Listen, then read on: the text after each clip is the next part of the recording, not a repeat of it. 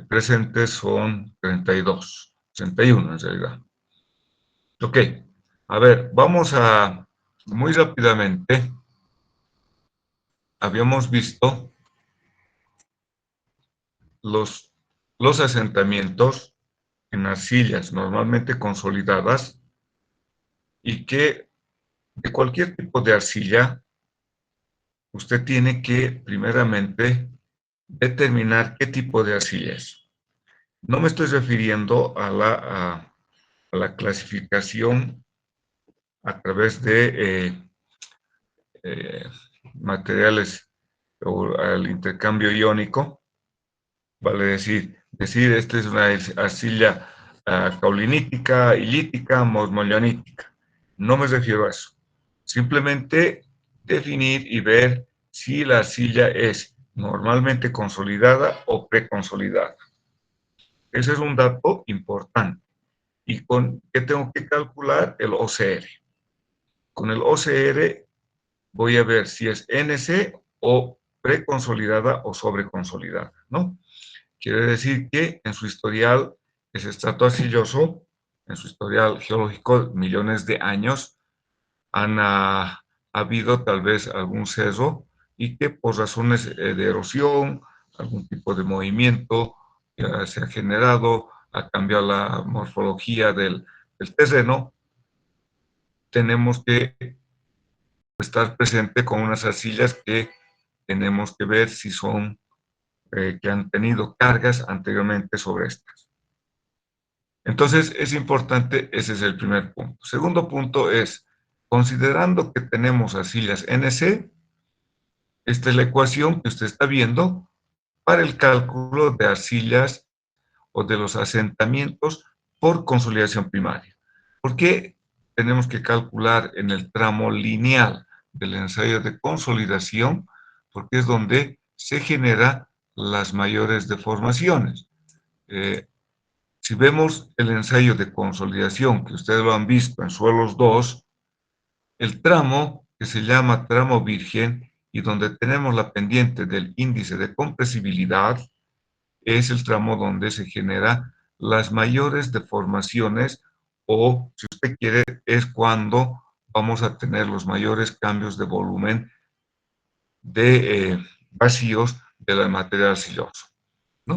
Entonces tenemos que calcular ese asentamiento con el índice de compresibilidad. H sub C es el espesor total del estrato arcilloso y por tanto, fíjense, al ser proporcional por la altura o el espesor del estrato arcilloso, a medida que sea más grande el espesor arcilloso, mayor será el asentamiento, ¿cierto? Al ser proporcional. E inverso a 1 más el índice vacíos. Y esto está multiplicado por el logaritmo de la presión inicial, para decir, o la presión existente, que calculamos a la mitad del estrato arcilloso, como les estoy mostrando en la figura. Presión efectiva promedio antes de aplicar la carga.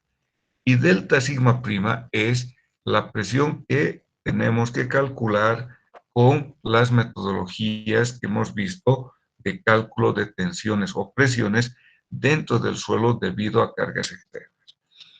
El ejemplo clásico que doy, usted tiene una esponja, esa esponja usted la mete al agua, la saca del agua y va a escurrir una cierta cantidad, pero no se sale toda, no sale todo el agua de la esponja.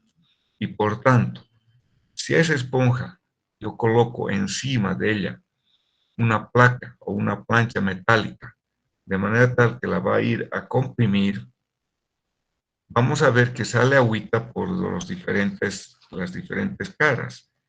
Entonces, en un proceso de asentamientos por consolidación, es lo que ocurre como esa esponja, que el agüita va a ir saliendo en función del tiempo. Entonces, en el estrato arcilloso, eso es lo complejo, que interviene la variable temporal, la cual nosotros no podemos eh, modificar ni poder hacer alguna situación de un cambio, excepto tal vez el cambio del material, para ver los tiempos, reducir los tiempos de asentamiento.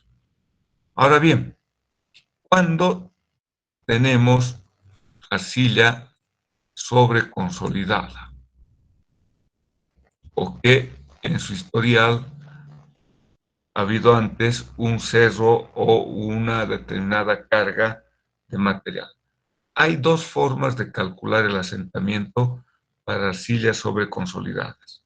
La primera es el caso 1, que está en la figurita en la parte izquierda, estoy señalando con el cursor, donde la suma de la presión in situ más el incremento de la presión es menor que la presión de preconsolidación.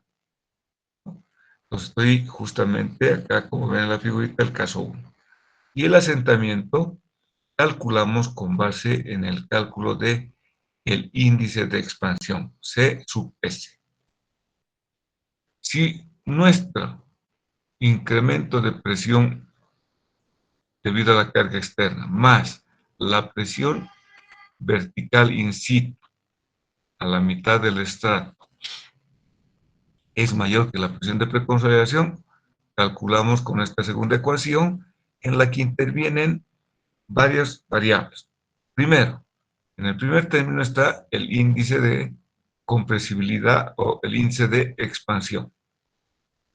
Está la presión de preconsolidación. En el segundo término está el índice de compresibilidad y está inverso en el logaritmo de la presión de preconsolidación. Entonces, como se dan cuenta, acá hay varios términos que son importantes conocer. Ok, entonces esto es para calcular los asentamientos por consolidación primaria, que es la que se lleva las mayores deformaciones. Entonces, nosotros podemos calcular en general los asentamientos iniciales, considerando un comportamiento elástico del material, y el asentamiento por consolidación primaria. El asentamiento por consolidación secundaria, como ven acá en la figura, en general es un tramo en el cual está en función de dos tiempos y que va a consistir en la deformación de del propio material, vale decir, las partículas minerales de arcilla van a comenzar a deformarse plásticamente y eso se va a llevar en función del tiempo, ¿no? Por lo general casi no calculamos este asentamiento porque primero tenemos que esperar que se genere y que termine el asentamiento por consolidación primaria. ¿Ok? Bueno,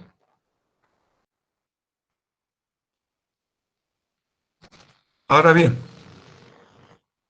vamos entonces a entrar a cómo calcular el asentamiento inmediato.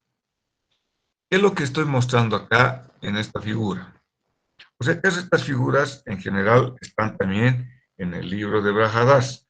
No me estoy inventando nada, sino que se ha puesto estas figuritas para que vean que estamos guiándonos del texto de Brajadas y no evitando o tratando de evitar de usar la bibliografía en general. Estos grafiquitos van a estar en cualquier otro texto.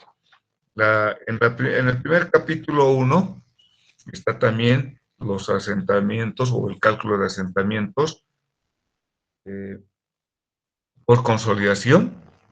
Está al inicio del texto cuando se ve el ensayo de consolidación. Ahí les dan incluso las gráficas, el cálculo del índice de compresibilidad, el índice de expansión y una serie de ecuaciones también en la cual le va a ser útil para calcular o estimar siquiera. Se puede también calcular la presión de preconsolidación con base en ensayos del índice de liquidez o este índice de liquidez o los índices de vacío. Hay ecuaciones que en algún momento uno puede utilizar, ¿no? Entonces eso también está en el libro de Brajadas. Ahora bien, ¿qué es lo que estoy mostrándoles acá? una manera de cómo se va a deformar el terreno. Es un perfil como una curva de campana de Gauss. Cuando tengo carga uniformemente repartida sobre el terreno, la curva de asentamientos es como esta campana de Gauss, donde tenemos los máximos asentamientos al centro y que va disminuyendo en los extremos. Si yo tengo una carga uniformemente repartida que tiene la forma, como están viendo acá, las máximas cargas en los extremos y valores de carga al medio, este puede ser considerado el perfil del asentamiento, donde fíjense que se considera que va a ser un asentamiento uniforme. Por tanto, no es tan realista. Ahora bien, ¿por qué les digo o por qué es importante el asentamiento en los estratos arcillosos y no tanto en los estratos de arenas finas? No quiere decir que no se puede calcular, por si acaso, pero los problemas que se tienen en las diferentes edificaciones, en diferentes zonas, el departamento acá en la ciudad de La Paz, en el departamento en sí, en el Alto, Viacha, Achocalla, donde vayan ustedes a ver acá donde hay edificaciones y hay problemas de asentamiento, es que tenemos materiales finos arcillosos. Las características, como les digo, hay que ver qué tipo de arcilla es. Bueno, ahora, ¿qué tenemos que tomar en cuenta del asentamiento instantáneo o inicial? Habíamos visto una gráfica en el cual teníamos un proceso de construcción en el tiempo, que es una línea roja que están viendo en la figura derecha, y que va aumentando esa construcción con el tiempo. Si recordamos, hace tiempo hemos visto esta gráfica, ¿cierto? Esta gráfica me está mostrando que el asentamiento total que tiene o que va a ocurrir en un estrato arcilloso está compuesto por tres asentamientos de diferentes características.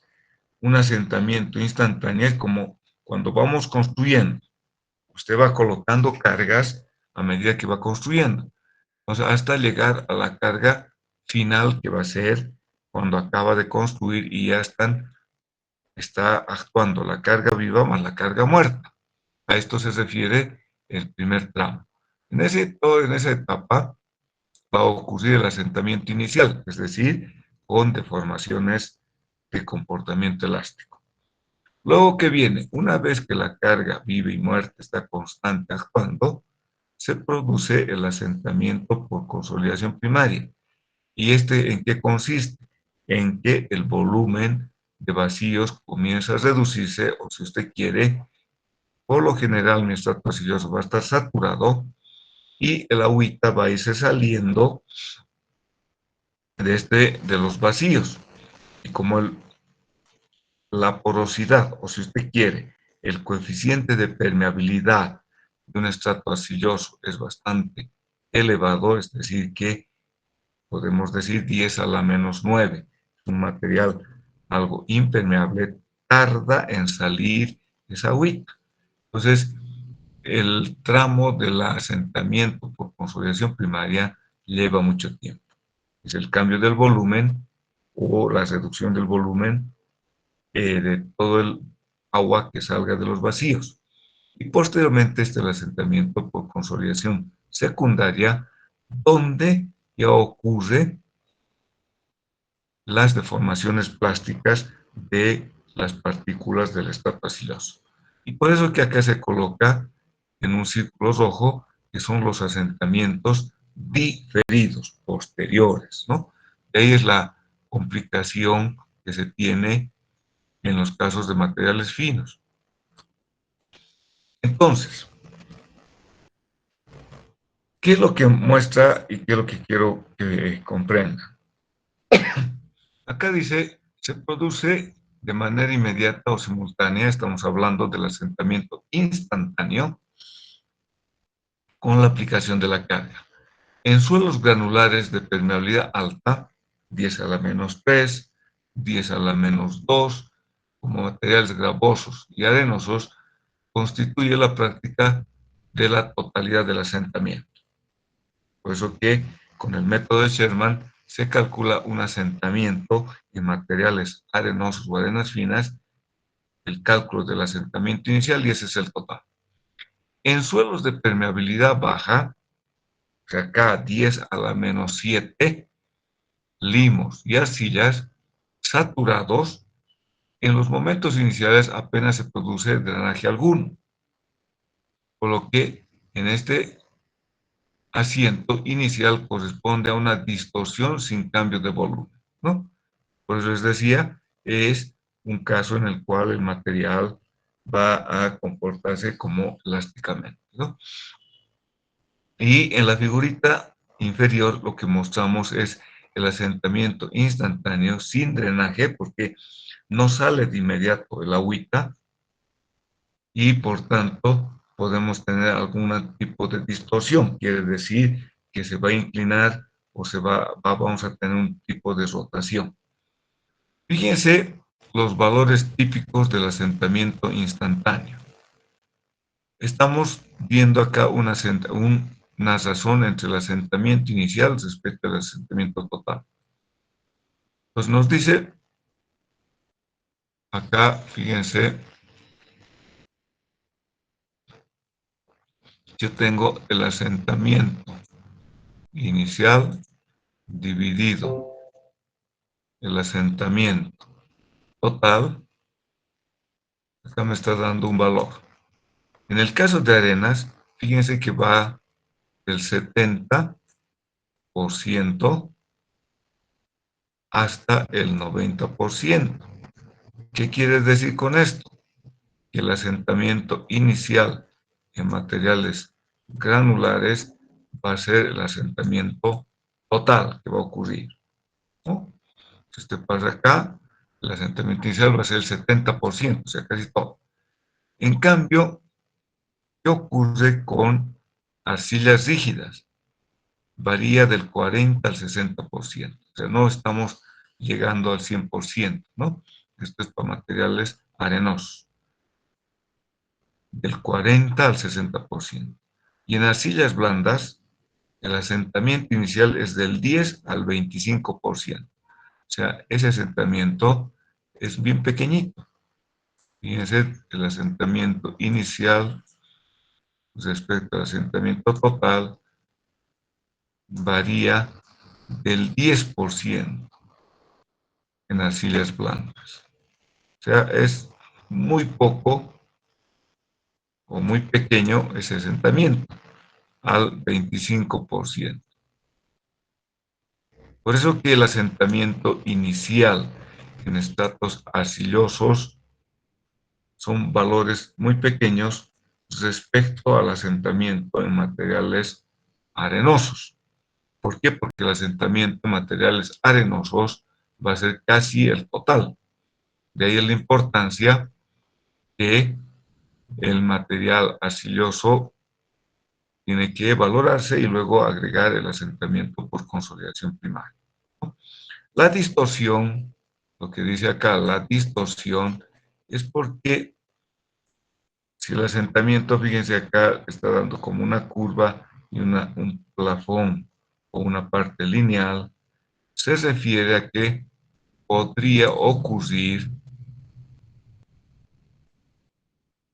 imaginemos que tenemos el material siloso y nuestro, nuestro cimiento está apoyado acá,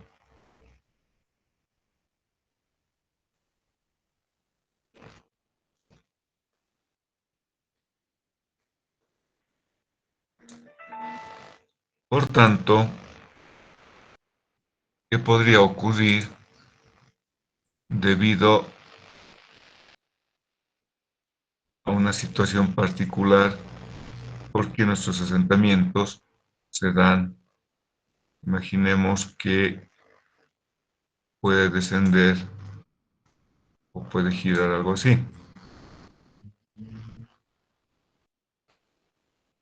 Lo está generando como una distorsión.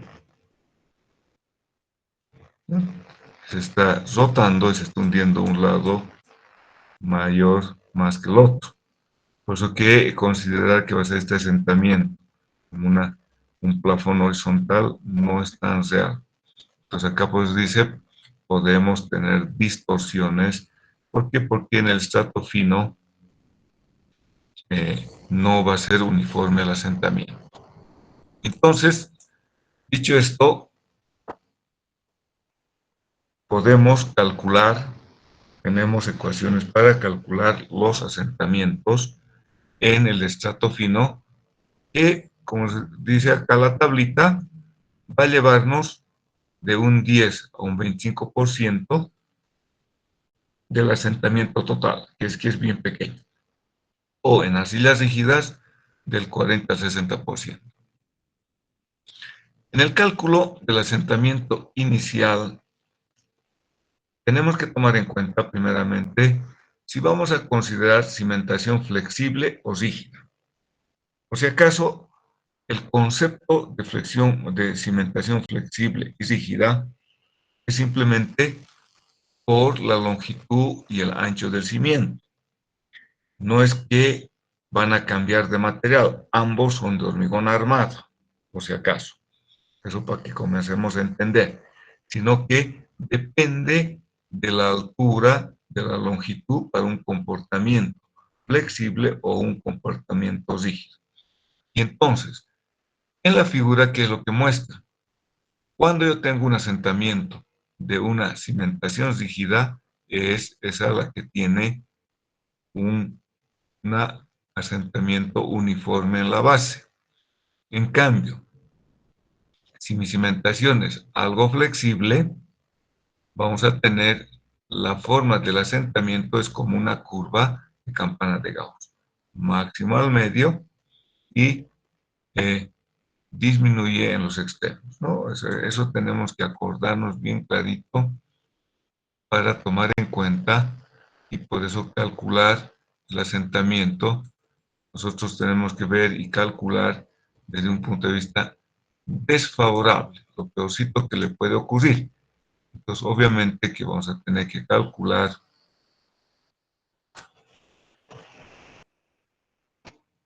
ahí está el apoyo,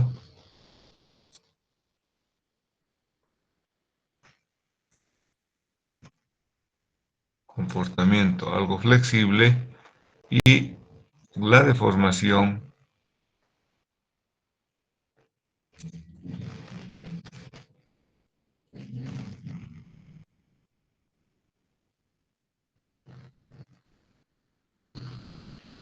Entonces, estas son, acá tenemos la máxima deformación y ese es el problema. Como tenemos acá mayor deformación, esto puede hundirse y esto levantarse o hundirse todo el cimiento. Entonces hay que analizar bien las deformaciones y su distribución de estas deformaciones.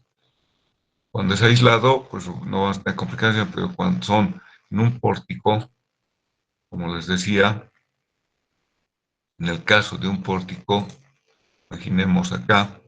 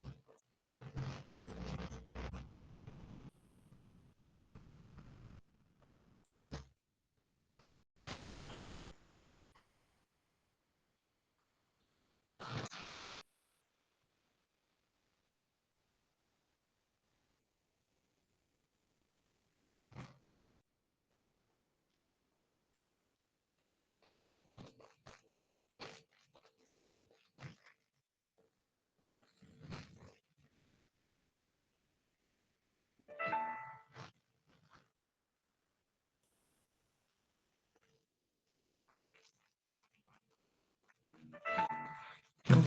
Entonces, ¿qué ocurriría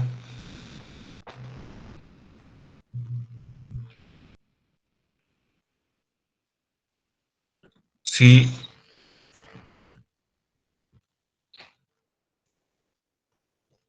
este cimiento se hunde más que estos otros, porque acá tenemos las mayores cargas.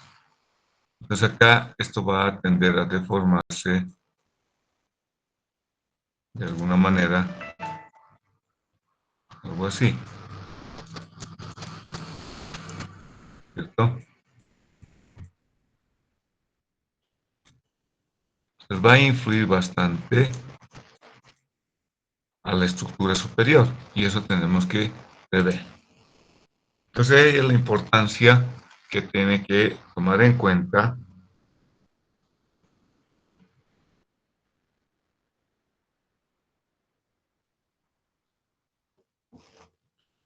cómo va a ser la forma del asentamiento. En general, desde el punto de vista desfavorable, es considerar que vamos a tener como esta curva, uh, como una curva campana de Gauss. Ahora, en el caso del asentamiento inicial, tenemos que conocer de nuestro suelo el módulo de elasticidad del suelo y su módulo de Poisson. Son datos que tenemos que saber determinar en función de los parámetros existentes del suelo. De ahí es la importancia de calcular estos valores. Una metodología que está en el texto del libro de Brajadas para calcular el asentamiento inicial o elástico es cuando tenemos para zapatas cuadradas o rectangulares, nos está dando esta ecuación, el ancho del cimiento, la carga uniformemente repartida que se puede tener, vale decir,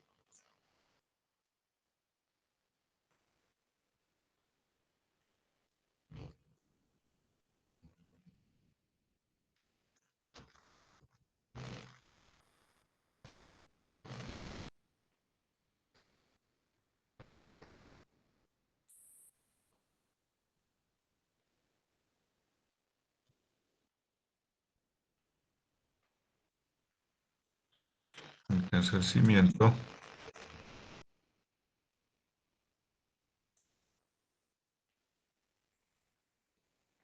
acá tengo la carga, potencia también momento, y esa vamos a transformarla como una carga a través del área del cimiento, una carga uniformemente repartida Q sub 0. Y el ancho del cimiento tendría que ser el ancho B,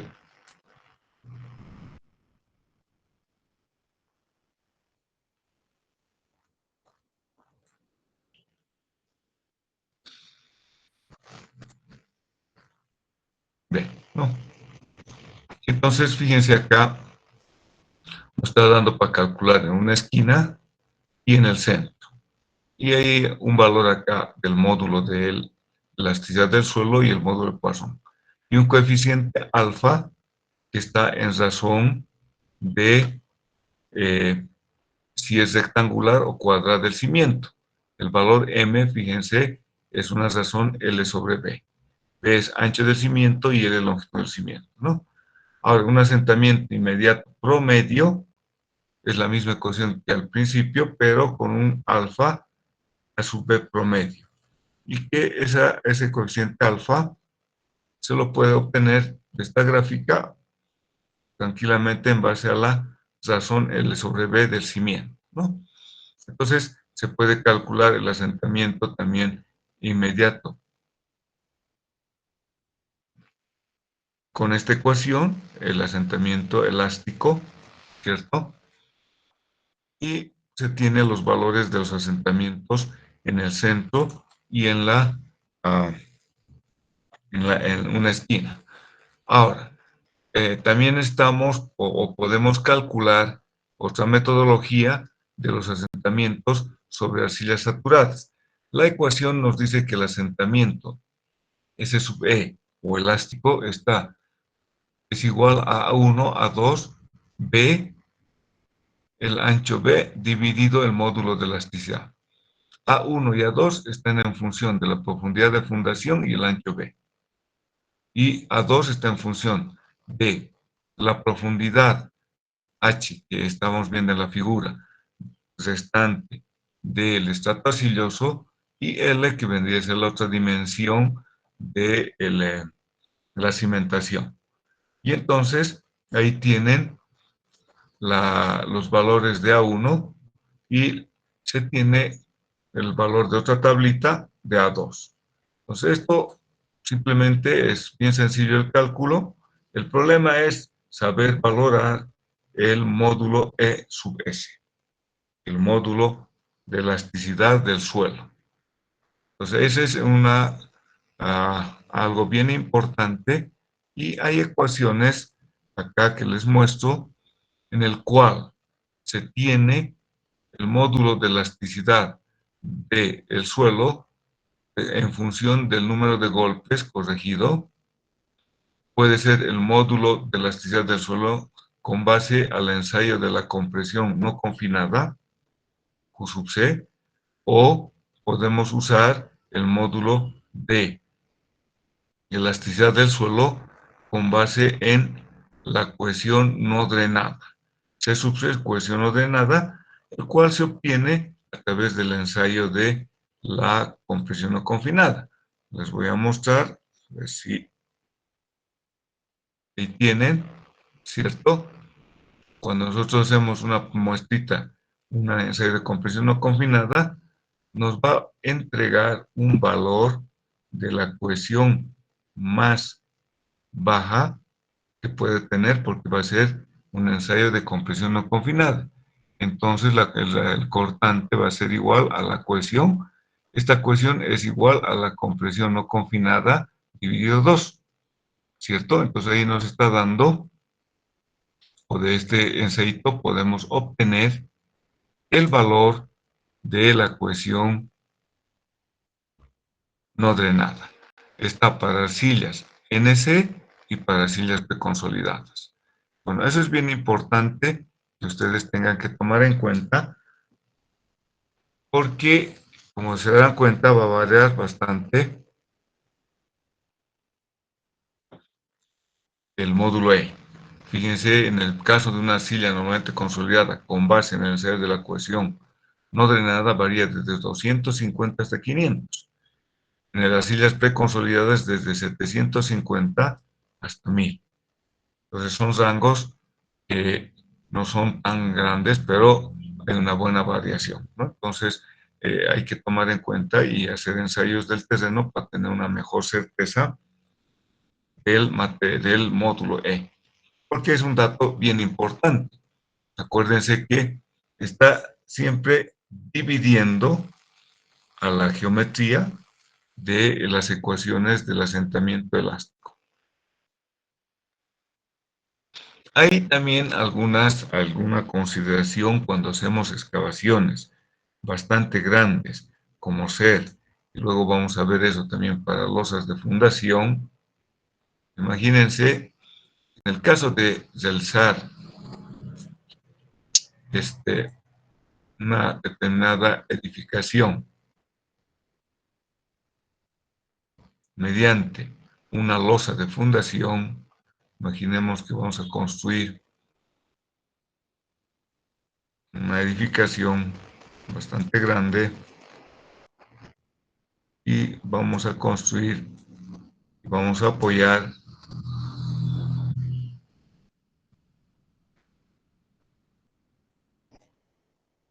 en una losa.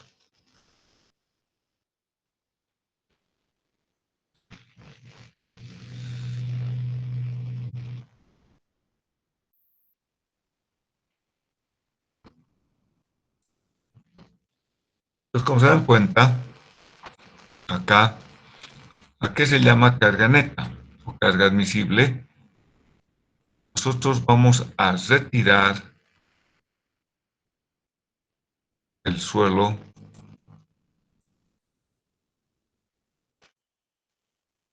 porque tenemos que excavar. Entonces, esta cantidad de suelo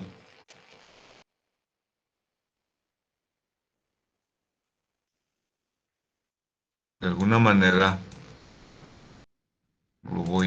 vamos a llamar, que voy a tener acá el gamma de mi suelo por la profundidad de fundación, el DF, ¿cierto? Pues el DF tendrá a ser esta altura.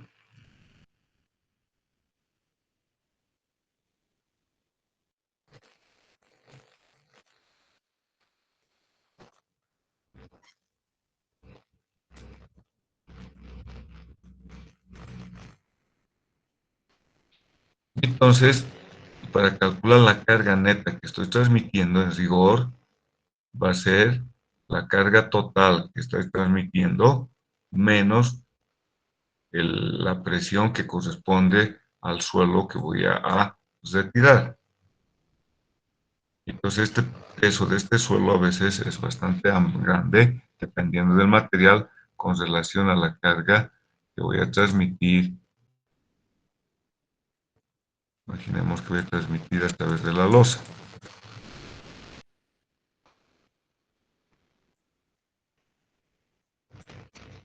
Entonces llamaremos entonces a la presión que voy a transmitir restándole el peso del suelo, la carga neta admisible, ¿no?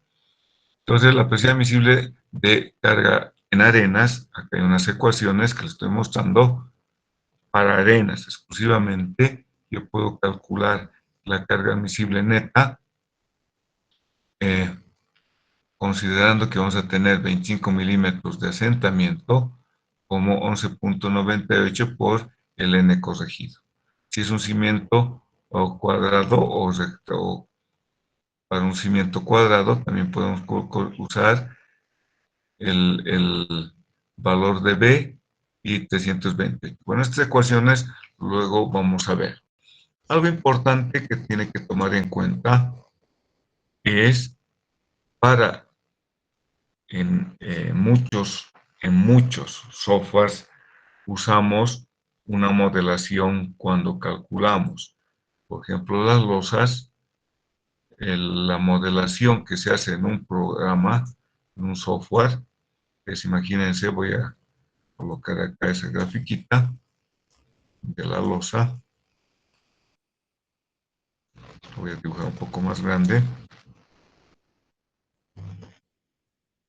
la columna.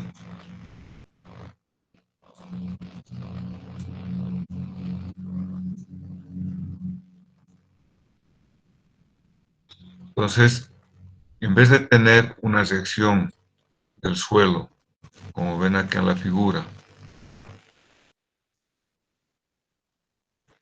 vamos a tener una sección uniforme de abajo hacia arriba,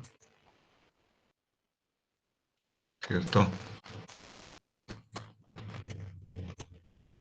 Que vendría a ser la carga neta.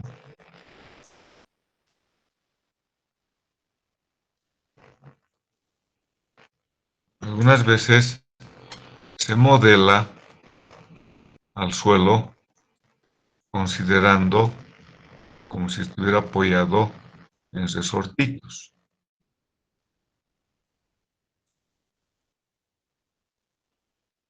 Cuando veamos losas, vamos a profundizar un poco más este tema de cómo y qué son estos resortitos. Hay algunas incertidumbres, más es como una experiencia de que uno ha modelado el terreno y al suelo lo estoy reemplazando por esos resortitos. Estos resortitos van a tener lo que se llama un coeficiente de balasto K o módulo de balasto. El coeficiente K, para que se entienda físicamente, sus unidades de este coeficiente K en realidad es, por ejemplo, kilogramos por centímetro cuadrado. que transmito dividido 1 centímetro que se va a deformar, el suelo. Ese es el concepto físico del coeficiente balasto. Vale decir, imaginemos un cubito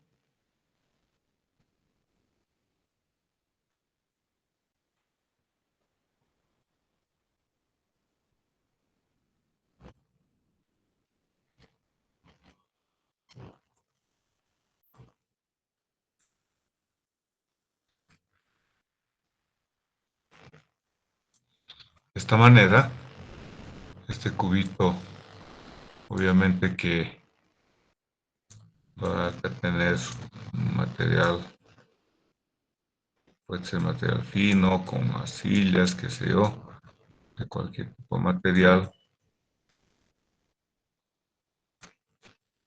Y lo que pensamos y se indica que va a ser, esta es la longitud de 1 centímetro, que se deforma cuando aplicamos a través de la cimentación una presión como carga uniformemente repartida.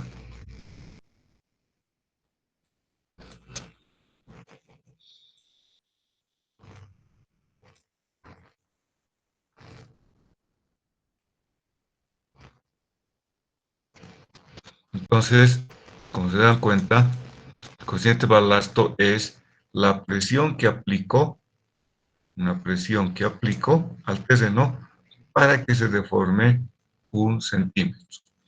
En muchos textos usted va a encontrar que el coeficiente de balasto le indican K es igual a tantos kilogramos o kilonewton sobre centímetro cúbico. Vale decir, está considerando como si fuera una densidad o peso unitario, lo cual no le da el sentido físico, sino que el coeficiente de balasto, si usted lo desglosa, es la presión que aplico en mi suelo para que se deforme 1 centímetro en este caso, ¿no? Entonces, ese ensayo, como verán acá, en muchos casos se realiza con un vehículo especial, se coloca una placa y se colocan unos extensómetros acá laterales para medir las deformaciones de la placa. Al aplicar la carga con este gato hidráulico, acá en este manómetro mido la presión que aplico con el gato hidráulico y que se transforma en una carga repartida para deformar al suelo una cierta longitud. En realidad, el coeficiente balasto, si usted ve este gráfico y lo ponemos en forma vertical, ese gráfico va a decir, tengo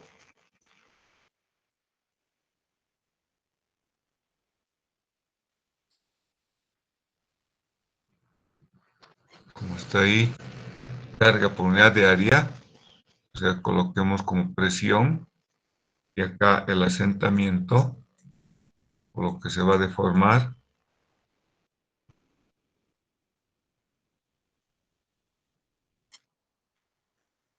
y su gráfica, si ustedes se fijan,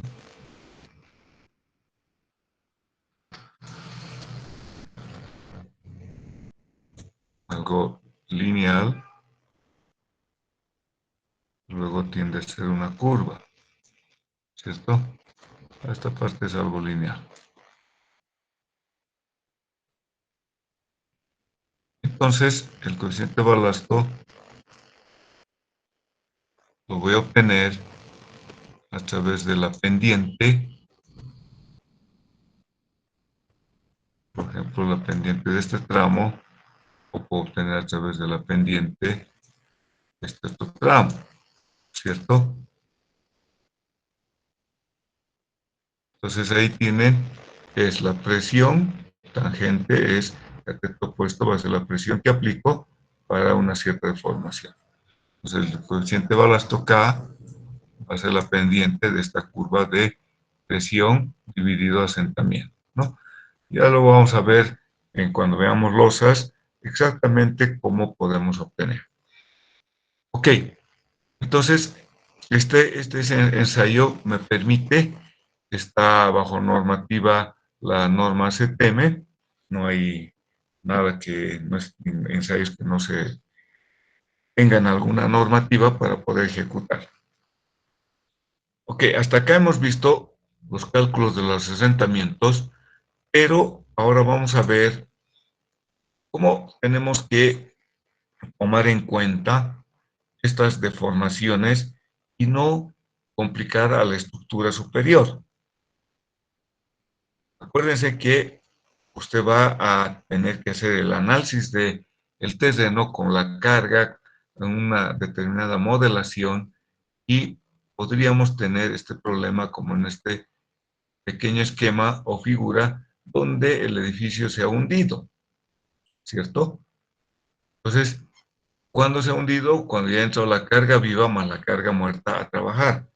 Entonces, tenemos ciertas tolerancias que tenemos que tomar en cuenta para poder valorar y decir, bueno, hasta acá esta estructura puede soportar esta deformación con base en las deformaciones que podría tener en mi suelo de apoyo de mi edificación. Pues acá lo que estamos mostrándoles es una posibilidad de, teniendo una longitud L de mi edificación y un ancho perpendicular a la figura B, y podemos tener un asentamiento, lo que se llama una distorsión angular entre A y B. Esto va a ser lo que se genera esa distorsión, para decir lo que decíamos. Acá esto va a bajar un poco más, un poco menos. Como les decía, esa distorsión es como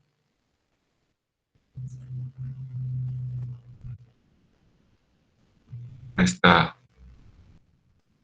plaquita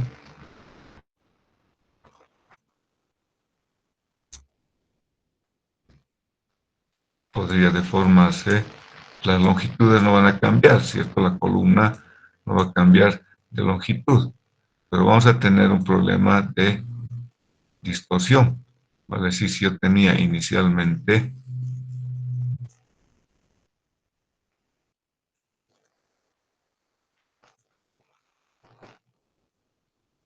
un pórtico de algo así,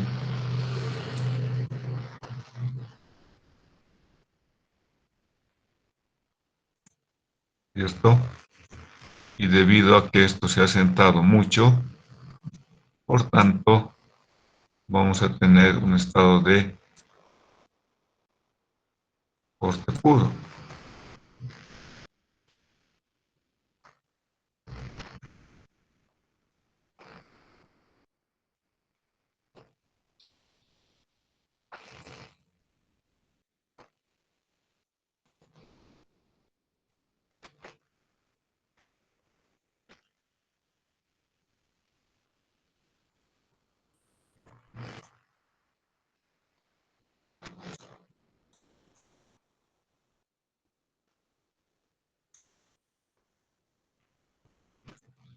Entonces, este estado donde se genera en la estructura tensiones de corte, ¿cierto? Pues tenemos que ver hasta cuánto la estructura en sí, que es mucho más rígida que el suelo, podría soportar esas deformaciones. Y entonces, considerando este, esta longitud de esta edificación, cuando se asienta, pues este puede sentarse mucho más, un poco menos, como les decía, de acuerdo a las cargas que estamos transmitiendo. Podemos tener una cierta inclinación, se calcula la inclinación que puede tener con respecto a la horizontal, se puede calcular la distorsión, que es la deformación angular, ¿cierto? Entonces acá para definir, en el caso de un asentamiento sin inclinación, es decir que tenemos esta curva, la campana de Gauss, donde tenemos mayor asentamiento al medio y luego tenemos menos asentamientos en los extremos. Ese es un tipo de asentamiento. Otro tipo es cuando tenemos que un extremo se asienta mucho más que el otro, es decir, como esto que estoy mostrándoles, como este esquema. Pues ahí es donde se complica un poco más en la estructura. ¿Qué es lo que queremos definir? Bueno, cuánto va a ser la distorsión, cuánto va a ser el desplazamiento aceptable y que no me complique la estructura, más que nada. Está la deformación, si nosotros calculamos, si usted se recuerda, de resistencia de materiales, la tensión de corte me genera una distorsión, ¿cierto? Lo que lo simbolizan como gamma, la distorsión, y que esto va a ser igual a esta deformación que se tiene, llamaremos este el delta,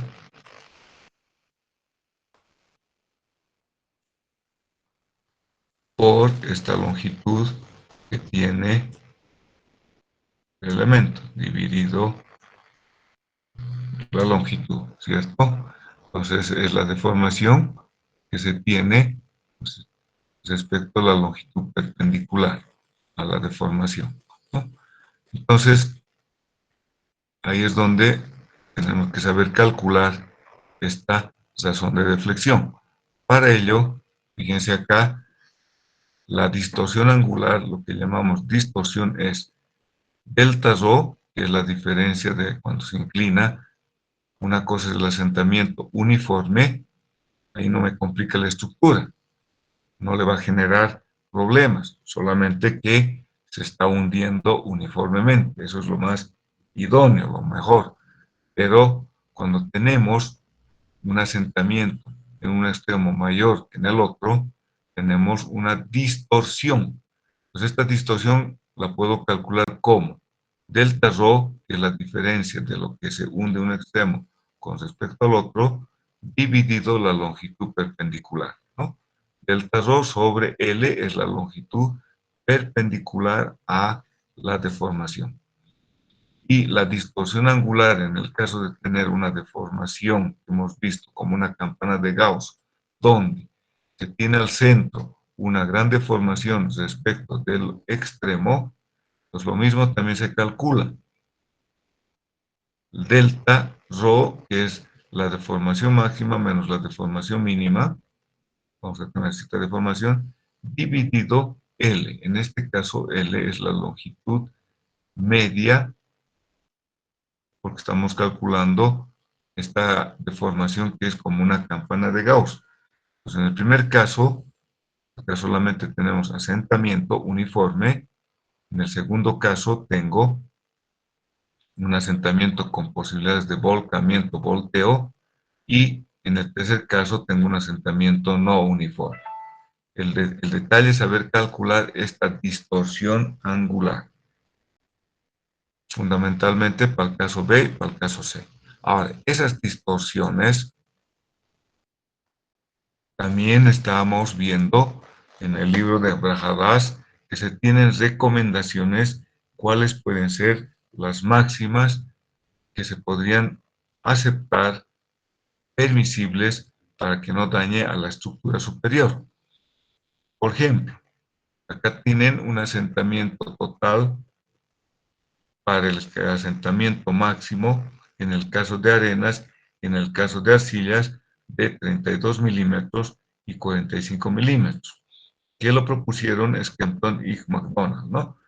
De acuerdo a, para fines de construcción, cuáles pueden ser que podrían aceptarse como máximos asentamientos.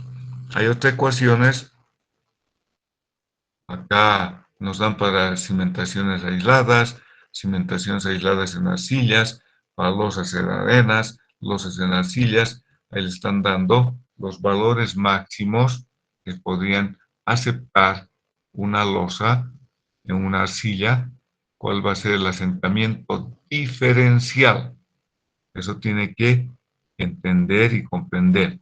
Hemos indicado, este va a ser el asentamiento diferencial, el delta rho, dependiendo de cómo se está deformando, si va a ser en un caso B, que va a tender a quererse voltearse, o en un asentamiento no uniforme. Entonces eso depende, y acá le está dando los valores máximos para no influir en la estructura superior. Hay varias recomendaciones que se tienen también en función de la longitud y h, que va a ser la altura h del edificio. Ahí tiene delta sobre L para L sobre H menor a 2 o L sobre H igual a 8. Y le está dando los valores permisibles, ¿no? Ahí están los valores también de beta, las distorsiones máximas que podría tener uno en 500, uno en 600, de acuerdo al tipo de estructura y qué posibilidades va a tener de problemas en el daño potencial o el daño que se puede generar en la estructura. Finalmente, este es, bueno, del libro Brajadas, por si acaso, del Comité Europeo ha estandarizado, acá lo he puesto, las recomendaciones del Comité Europeo, los valores que nos recomiendan como límites, ¿no? Y para qué pueden ser empleados o en qué tipo de estructuras y que no dañen a nuestra edificación. Estos asentamientos, en la actualidad, ya valorar con mayor exactitud o mejor precisión con el método de elementos finitos. En el método de elementos finitos, fíjense acá, les he puesto unos gráficos en el cual está calculando de cómo podrían ser las deformaciones en el plano XZ, cuánto va a ser las deformaciones que se puede generar, pero acá tiene que tener en cuenta bien clarito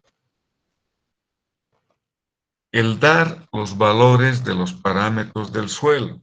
Es decir, si usted dice que E va a ser un valor de E de al acero, esto está modelando como si fuera acero.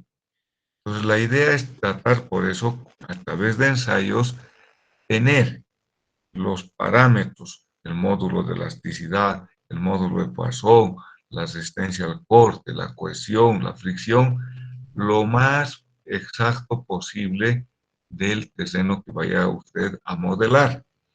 Entonces, el hecho de la modelación no es compleja, pero los datos que va usted a introducir en el programa, eso es lo más importante, su peso unitario, su cohesión, su fricción, las cargas que va a transmitir. En el mercado usted va a encontrar diferentes programas que pueden usar para modelar. En la carrera, ustedes han visto, ya está el GT5, está Plaxis, ¿cierto? Que ya se usa tranquilamente en pueden usar para modelar. El detalle es un poco el usar el software, pero el uso del software no es tan complejo. Hay que hacer la malla, ya hay programitas dentro del mismo GPO5 que me genera la malla. Hay que ver qué elementos estamos usando. Elementos rectangulares, elementos triangulares, de cuántos nudos, eso varía. Ahí es también, esa es otra historia respecto a los elementos finitos. Hay muchos textos de el análisis con elementos finitos. Bueno, entonces con esto habríamos terminado lo referente a la evaluación de los asentamientos usando ecuaciones que están en el libro de Brajadas, y uno después, ya a medida que va mejorando en el estudio, puede hacerlo con softwares, como os he dicho, hay muchos softwares, puede usar el SAP, el TAPS, dependiendo si usted lo va a hacer calcular en estado elástico o bajo un criterio plástico con ciertas leyes constitutivas, ¿cierto? De que cómo va a comportarse su suelo y cómo va a modelar con este programa. Ok, hasta acá entonces tenemos el tema de asentamientos y entonces pasaríamos a el tema de capacidad de carga. ¿Alguna pregunta, alguna consulta? Hasta ahora creo que se ha tratado de dar lo mejor que se ha podido. Habríamos avanzado el capítulo 5. Hay bastantes temas de asentamientos y también bastantes temas de cálculos de presiones dentro del suelo debido a las cargas externas. Entonces, voy a pasar a la presentación de lo que son o es la capacidad de carga del suelo. Tengo yo las 10:20, vamos a hacer 10 minutos de receso hasta las 10:30, 11 menos 25, y luego volvemos para ver el tema de capacidad de carga. Bueno, voy a detener la presentación.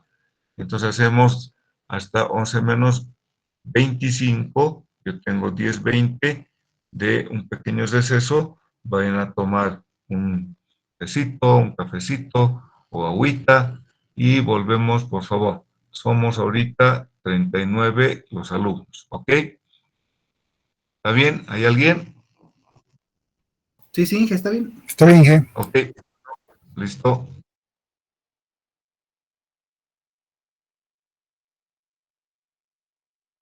Continuar con lo que estamos viendo. Voy a entrar al tema de capacidad de carga. Voy a colocar la presentación.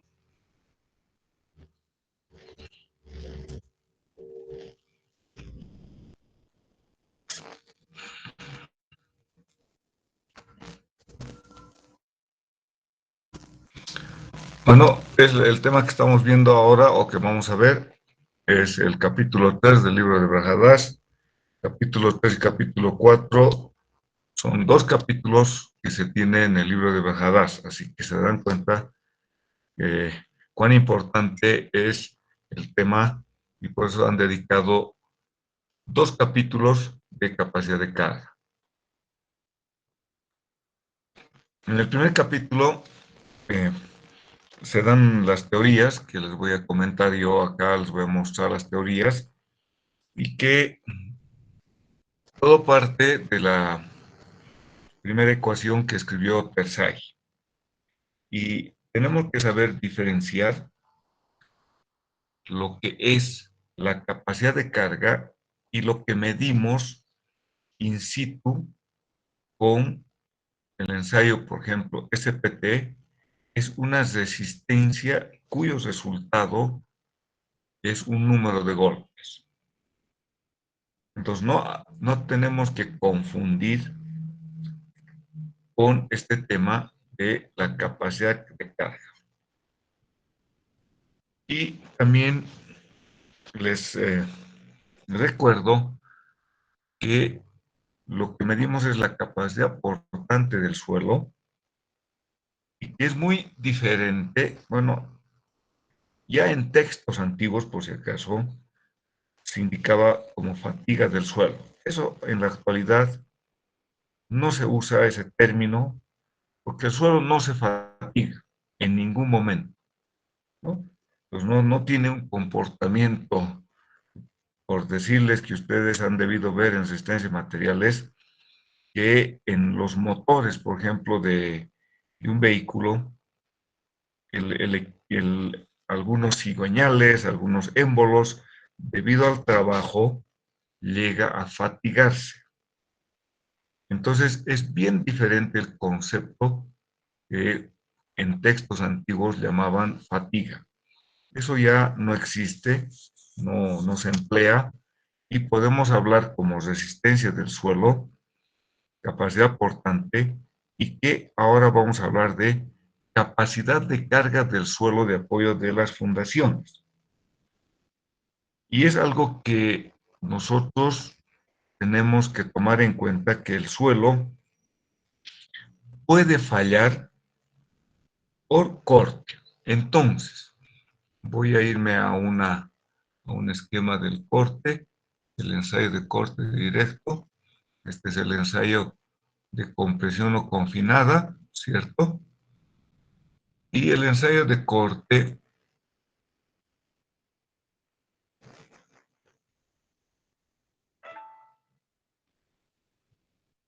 ahí está. Esta es nuestra muestrita y que tenemos que llegar a comprender que a la muestrita le generamos en un ensayo de corte directo un plano que le imponemos para cortarlo o romperlo, y que acá es lo que tenemos, lo que se llama la distorsión, ¿cierto? O deformación angular de la muestra. Entonces, ¿qué es lo que ocurre cuando realizamos el ensayo de corte directo en, en el equipo? Bueno, este es un equipo tradicional. Creo que en el laboratorio han colocado uno nuevo electrónico. El problema no es, el detalle es que hay que medir la fuerza cortante, hay que medir la deformación vertical, la fuerza con la que estamos cortando, y también hay una deformación angular o deformación horizontal. Y ahí está una muestrita donde se ha producido la rotura en un determinado plano. Como ven, la máxima deformación que se tiene va a ser como máximo 5 milímetros, al tope 10 milímetros, más de eso no, porque no va a darle tampoco la caja ni el equipo. Entonces, lo que tomamos en cuenta es que el suelo puede fallar debido a que superamos su resistencia al corte. Y entonces ahí es donde entra el concepto de la falla por capacidad de carga. A ver, si el suelo puede romperse cuando de alguna manera nosotros colocamos una carga, pues el suelo va a desplazarse. Entonces, vamos a entrar a ver cómo es que Terzaghi dio sus ecuaciones para evaluar cómo resiste el suelo ante la carga que nosotros colocamos. A ver, para que se den cuenta, para que entendamos el concepto de capacidad de carga. Acá les muestro algunos esquemas y figuritas para entender lo que habíamos dicho. La diferencia entre el asentamiento y hundimiento. Se produce un hundimiento debido a que el suelo ha fallado por corte, que de alguna manera, con la carga que colocamos, el suelo se rompe y se hunde. En la figurita, en la parte superior, es un conjunto de silos y que históricamente es una foto histórica que nos muestra que el suelo ha fallado y que el suelo ha girado o ha rotado de tal manera que los hilos se han volcado debido a que se han hundido. ¿Cómo es esto? Entonces, esta está de la siguiente manera. Esa figurita es histórica porque se tenían los hilos, creo que es algo así,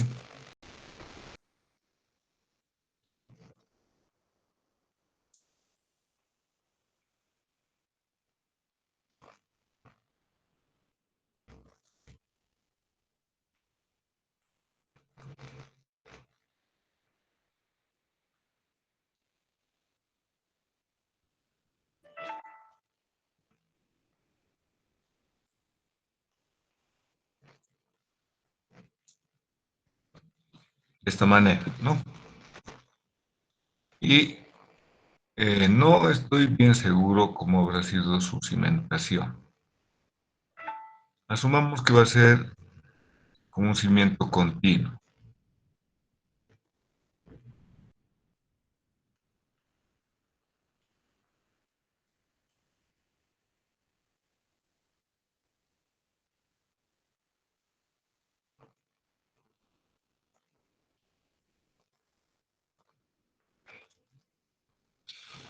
Seguramente el suelo estaría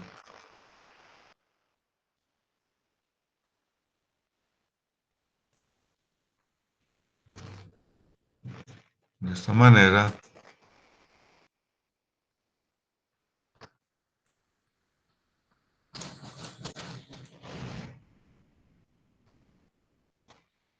y se supone que han ido construyendo, colocando posteriormente cargas que corresponden a los granos,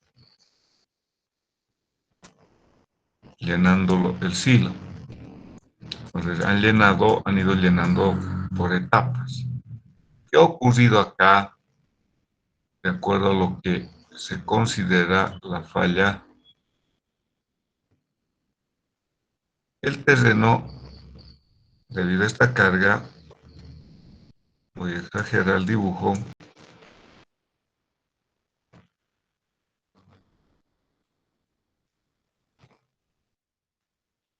se ha levantado.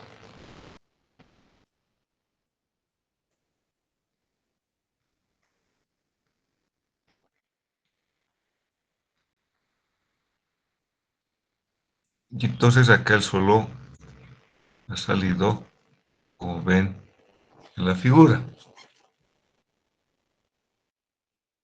Entonces el suelo, si ustedes se dan cuenta, se ha levantado y en los hilos han rotado. ¿Por qué? Porque el suelo acá se ha hundido, ha habido la falla acá de corte y esto ha tendido a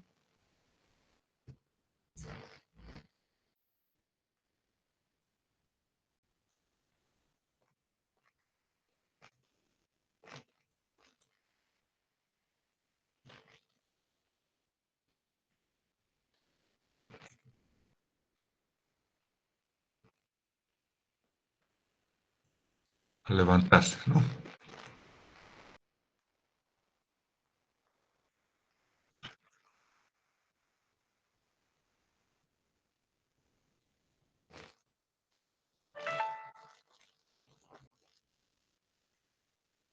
Entonces esto ha hecho que se hunda y esto se levanta. O sea, acá ya ha ocurrido que tenemos que ver que no se hunda, es decir, que no se produzca una superación a la resistencia al corte, fundamentalmente acá, que de alguna manera el suelo ha sido superado, el suelo tiene una cierta resistencia y como hemos colocado una carga que seguramente es una acción que se ha ido llenando los hilos y que no han debido tal vez considerar ese efecto de colocar la carga, que no han debido colocar las tres enseguida, sino que por etapas entonces la carga que se va colocando de a poco ha hecho de que esto falle. ¿Qué quiere decir? Cuando nosotros construimos, transmitimos la carga al suelo en forma lenta, vale decir, cuando tengo la excavación y acá tengo el cimiento,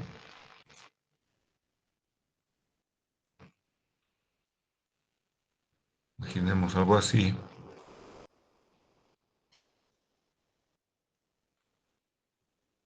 que es lo que ocurre en forma real.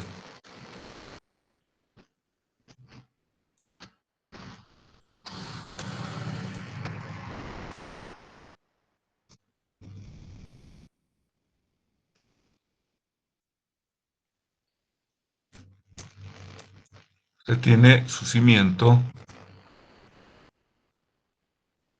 vaciado en el hueco de esta manera. Entonces, no necesariamente está transmitiendo la carga. Entonces, ¿qué es lo que ocurre? Voy transmitiendo primeramente este peso y este peso del cimiento al suelo. Entonces, estamos hablando de un proceso de ejecución en obra que vamos en forma lenta transmitiendo la carga al terreno. Cuando hemos acabado y de pronto se coloca toda la carga, el suelo puede fallar a corte y se produce lo que se llama, lo que se hunde.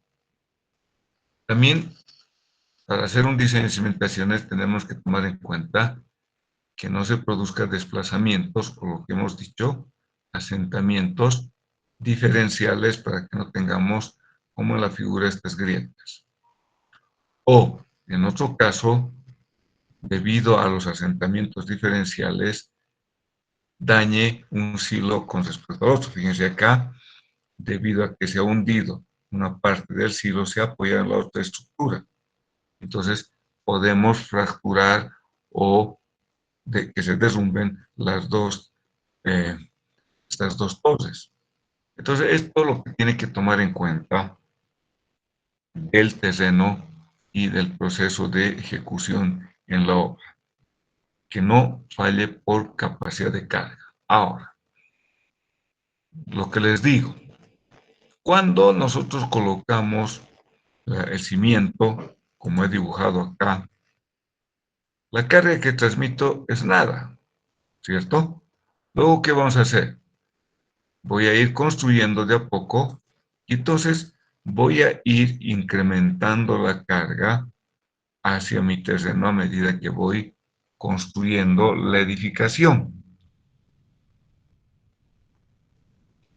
Y no vamos a saber bien hasta que se produzca alguna falla, como hemos visto de los silos. Es decir, que llegaría a un punto en el cual se llega a su máxima carga y se tenga una mayor deformación que puede soportar el terreno y por tanto se produce una rotura por corte, ¿cierto? Estamos acá nosotros al suelo transmitiendo una carga y el suelo está compuesto por tres fases, ¿cierto? Aire, agua y sólidos. Que englobados, podemos decir, acá voy a tener un volumen de vacíos y voy a tener un volumen de sólidos. Y por tanto, cuando yo voy a ir aplicando carga, mi suelo va a irse deformando. Podría ocurrir que hasta para una cierta deformación, el suelo es superado a su resistencia al corte y se produce la falla. Se produce que se hunda el cimiento. Entonces, esa es la realidad. Entonces, ¿por qué decimos que la carga se va aplicando en forma creciente? Porque nosotros cuando construimos vamos aplicando o vamos transmitiendo al suelo a través de un área, acá tengo un área, ¿cierto?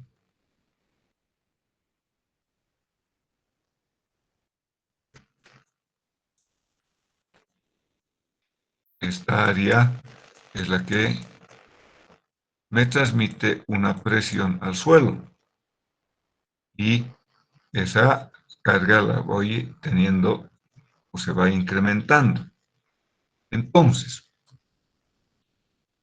uno, la capacidad de carga del suelo ocurre la falla porque estoy transmitiendo la carga a través de un área y que se produce la rotura del suelo a partir de una cierta deformación.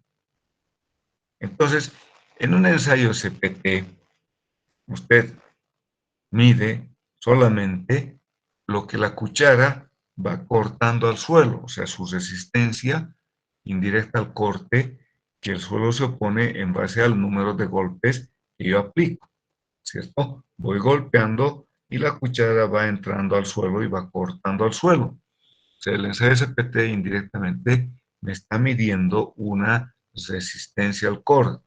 A medida que aumento el número de golpes, el suelo es más fuerte y más resistente porque se está oponiendo a ser cortado, ¿no? Entonces, en este caso es diferente.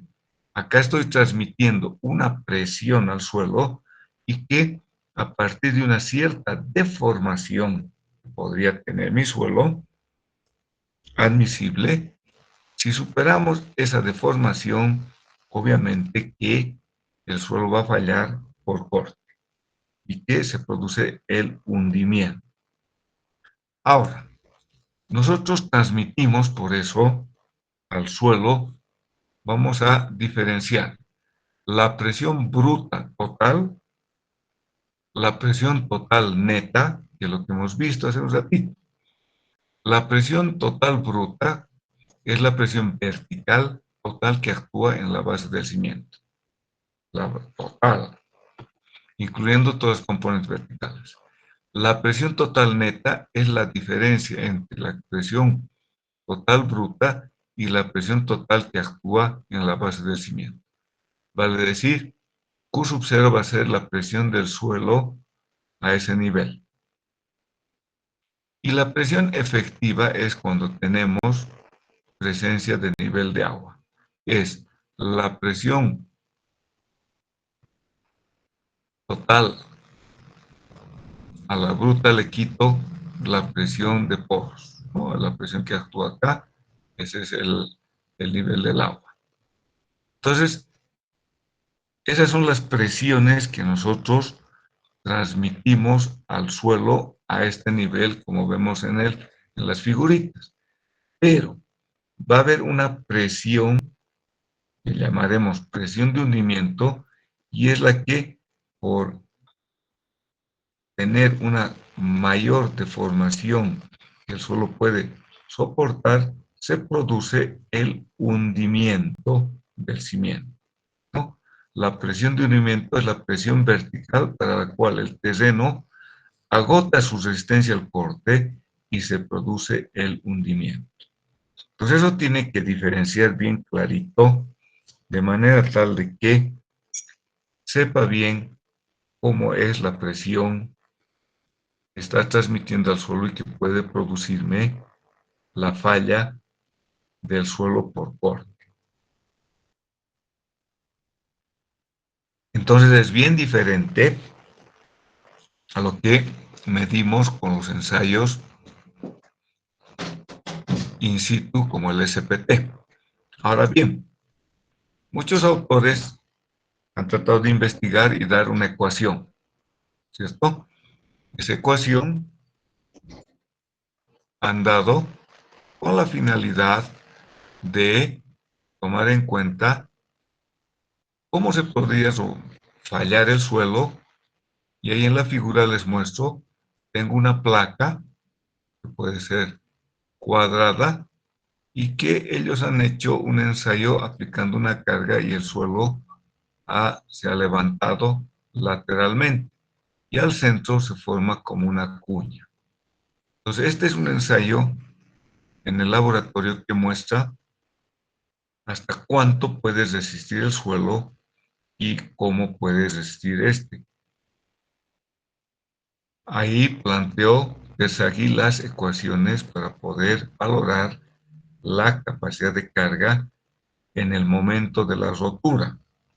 Entonces, ahí acá lo que muestran es cómo es